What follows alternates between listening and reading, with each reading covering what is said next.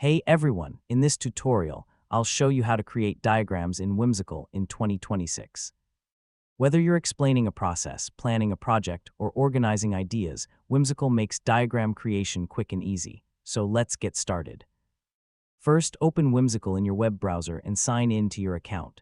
From the dashboard, click *** new board ** to start a new project. Next, choose the type of diagram you want to create. You can use a blank board, a flowchart, or another visual workspace depending on your needs. Yeah, pick the option that fits your project best.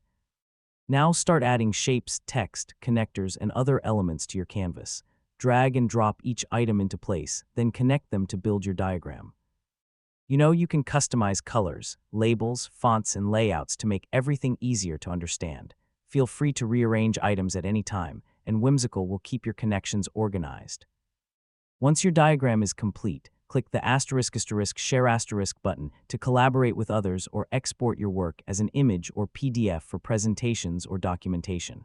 And that's it.